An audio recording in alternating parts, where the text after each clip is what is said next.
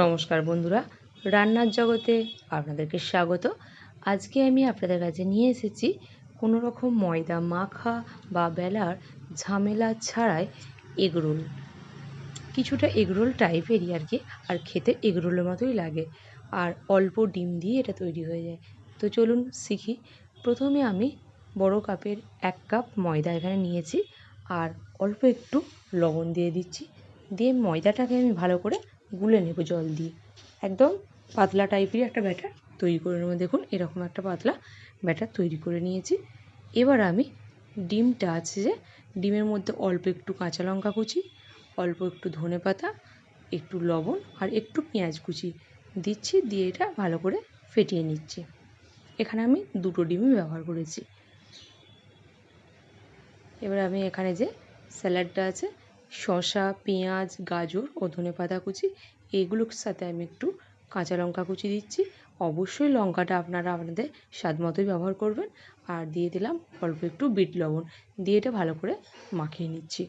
এবার আমি কড়াইতে একটা প্যান বসিয়ে তাতে অল্প একটু তেল ব্রাশ করে ব্যাটারটা, 1 হাতা ব্যাটার আমি দিয়ে দিয়েছি, ও ভালো করে ঘুরিয়ে রোল করে তারপরই ওপরটা শুকনো হয়ে যেতে, মানে একটু ঢাকা দিয়ে দেবেন।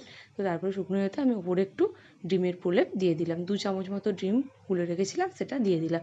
দিয়ে এটা সাবধানে উল্টাবেন, উল্টানোর সময় খুব সাবধানে আস্তে উল্টাবেন। এবার এই উল্টো দিকে আমি স্যালাডটা দিয়ে দেবো, কুচিয়ে রাখা যে স্যালাডটা ছিল দিয়ে দেবো, দিয়ে এটা আস্তে করে রোল করে নামিয়ে নেব। আর এই স্যালাডের মধ্যে যেহেতু আমি বিট লবণ দিয়েছিলাম আর এখানে শসা আছে, তাই শসা থেকে হালকা একটু জল পরে ছাড়তে পারে, তো জলটা আপনারা তখন ফেলে দেবেন।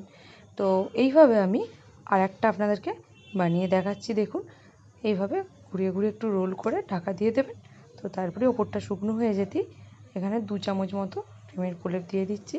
আর হ্যাঁ, এখানে আমার 1 কাপ ময়দাতে 6টা রোল হয়েছিল, আর ডিম 2টো ডিম মাত্র ফাটিয়েছিলাম, তাতেও আমার অনেকটা ডিম বেঁচে গিয়েছিলো। মানে এখানে যদি আপনারা 2টো ডিম আর 1.5 কাপ ময়দা নেন, তাহলে আপনাদের 10টা এগরোল এভাবে হয়ে যাবে।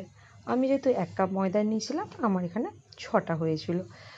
আর এভাবে আমি আরেকটাও আপনাদেরকে করে দেখাচ্ছি। আর এটা আপনারা বড়রাও খেতে পারেন, বাচ্চাদের টিফিন বক্সেও দিতে পারেন। বাচ্চাদের কিন্তু ঝালটা একটু অবশ্যই দেখে দেবেন।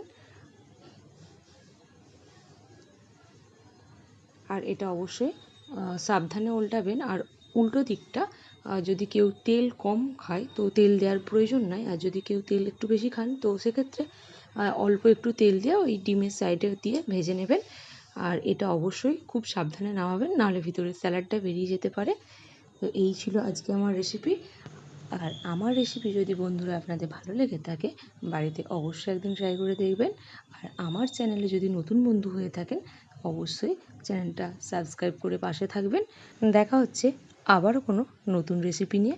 ভালো থাকবেন, সুস্থ থাকবেন। ধন্যবাদ।